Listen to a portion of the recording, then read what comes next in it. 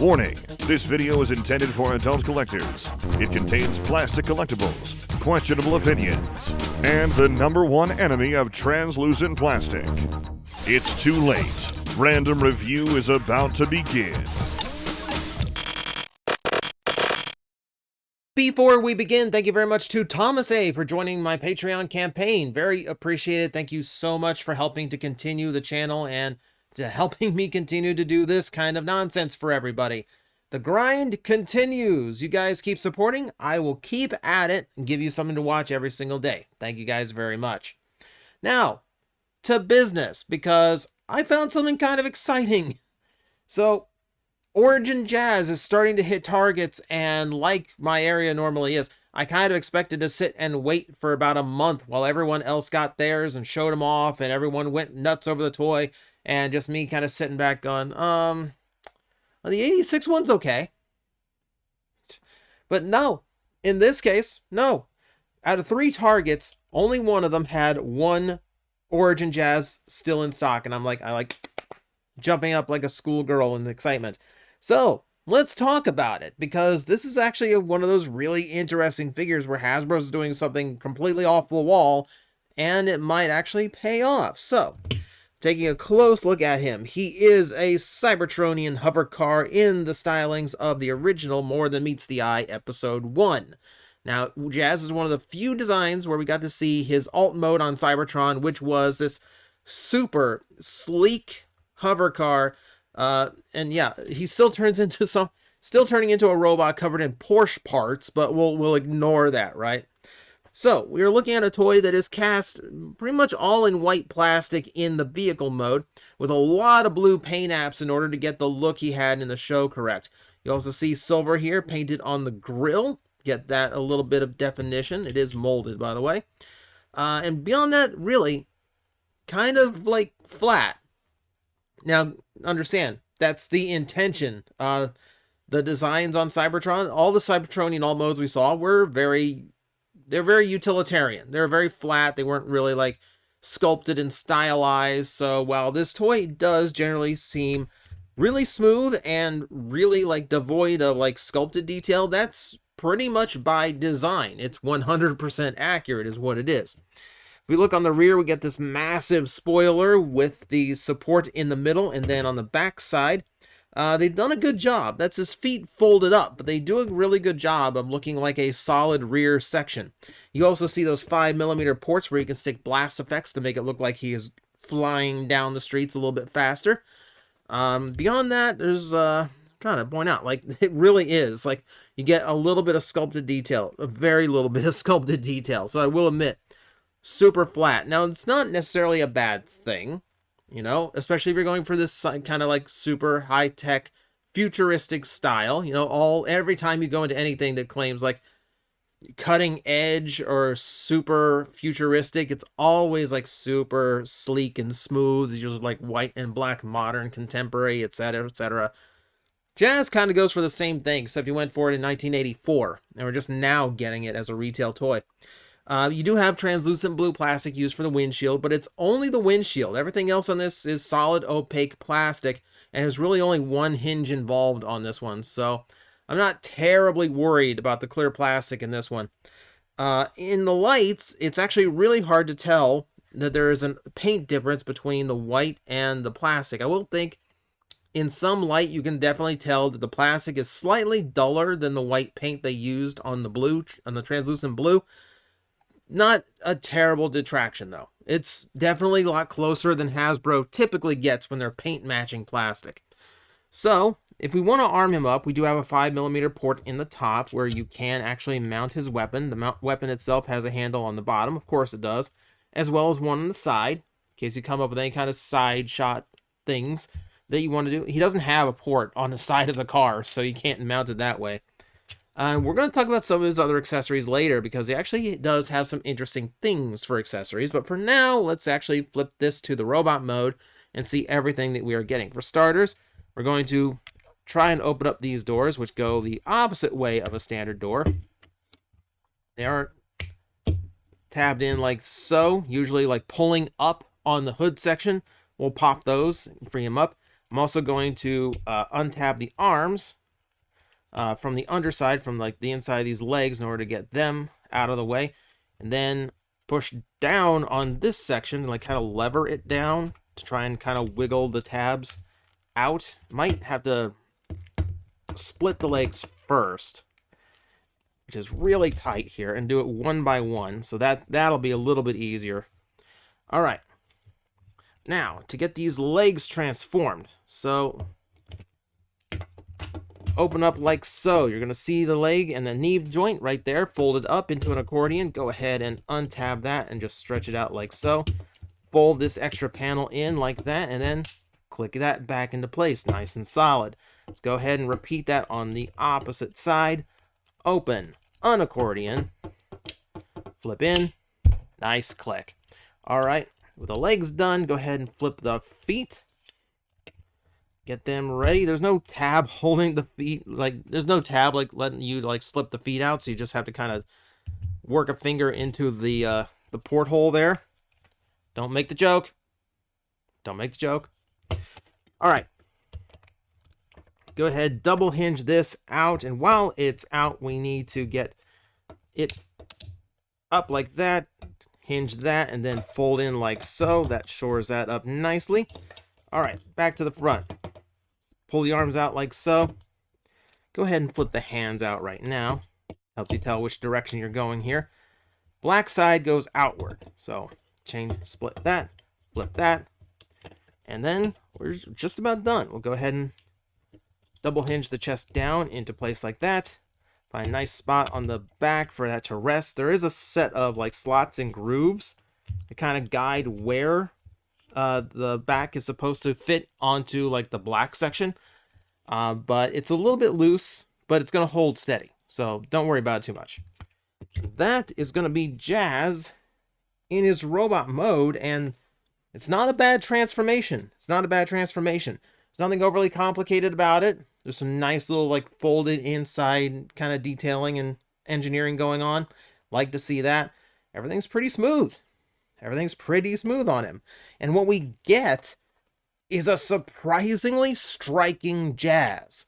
So one of the things about Origin Bumblebee that was a little bit of a detraction, a lot of detraction for some, is because he has this like vehicle mode that looks like a sunny side egg. He has tons of extra panel and kibble that he has to figure out something to do with on a relatively small body frame.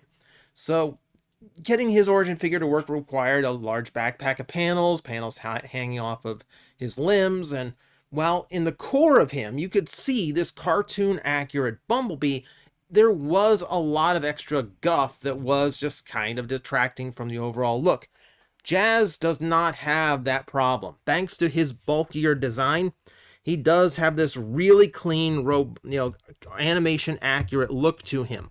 Without any need to stick to the original Porche design, they're basically free to make him as dead-on cartoon accurate in robot mode as they can. And because he pretty much relies on shell in order to transform, you don't really have anything else like detracting from it. It's a really, really cool way of doing a cartoon accurate Jazz that still has a satisfying transformation. And when I mean shell, yeah, I do mean like that big chunk of car in the back. But you can see like the panels of his legs do such a good job, just like the original Jazz toy, of incorporating like the alt mode into the bulk of the robot mode. Fantastic. Really, really dig it. So let's get a zoom in on the head, and I guess the chest too, because the chest is a really nice design too.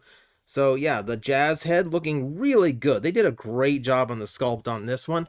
No translucent visor, thankfully. No attempt to light pipe. It's just painted blue, making it super solid and again, animation accurate.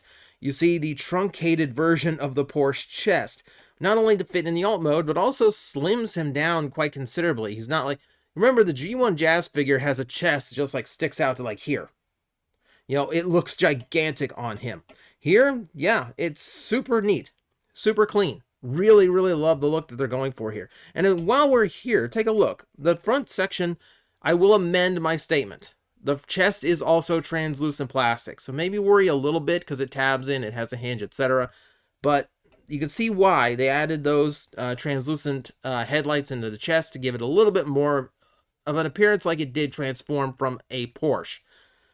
So there you have that. But look at the paint detail. They got the red stripe in there. They got his blue stripe with the red Autobot logo. Looks really, really nice.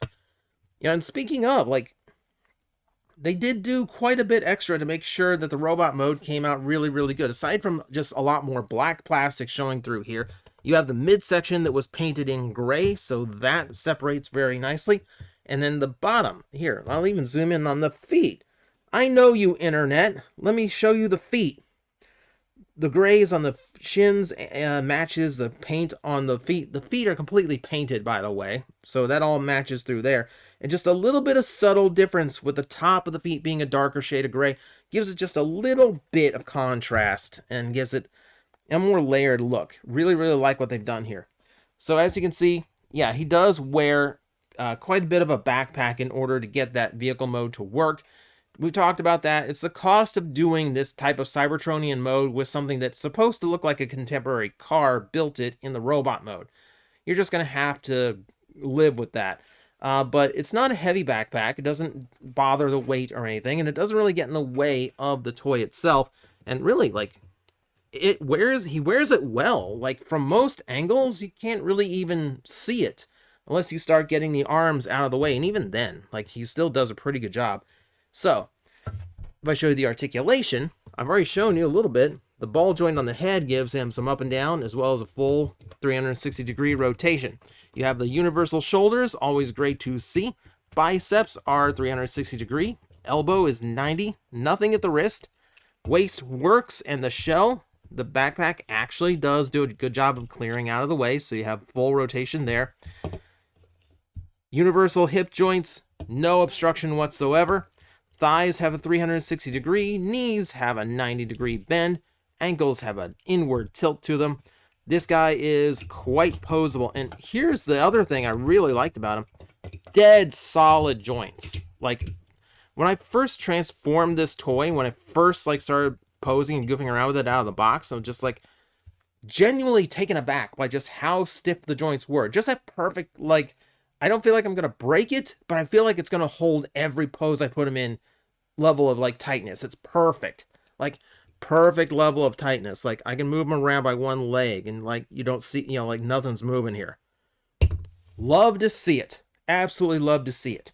If we want to give him a little bit more, we can, of course, bring his weapon back, and that's all fine and good. So he's got a basic pistol. That's fine. However, we've gone a little bit better here. So, if we can flip his hand back in, you're going to reveal an extra 5mm port at the wrist joint, which allows us to bring in this little grappling hook accessory. So just like in the G1 cartoon, Jazz can switch his hand out for a grappling hook. Really cool detail. And if you want to customize yourself, guess what? That comes off.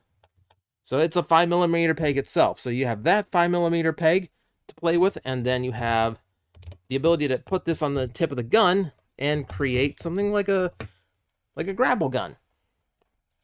A little bit of play around. I love that. I love when I have a little bit of creativity in my part usage.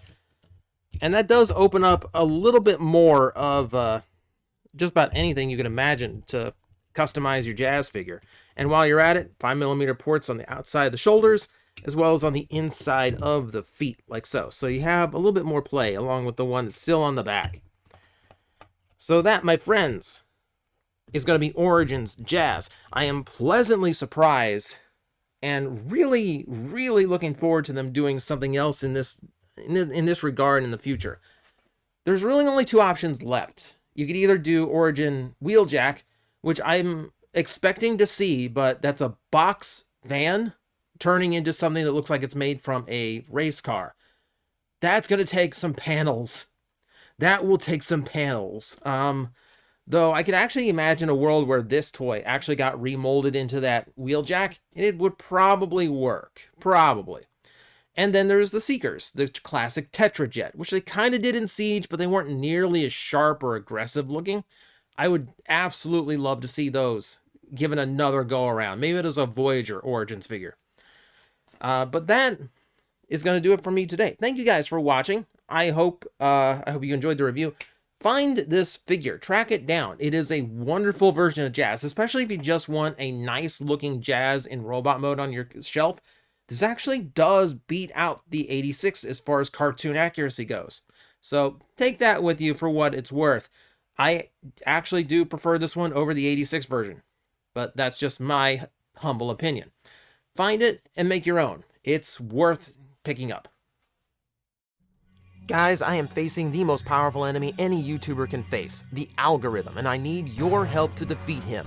Hit the like button, hit the subscribe button, hit the notification bell, and leave a comment. Every time you do, we attack that algorithm and we drive it back until it can no longer defeat this channel. Thank you very much.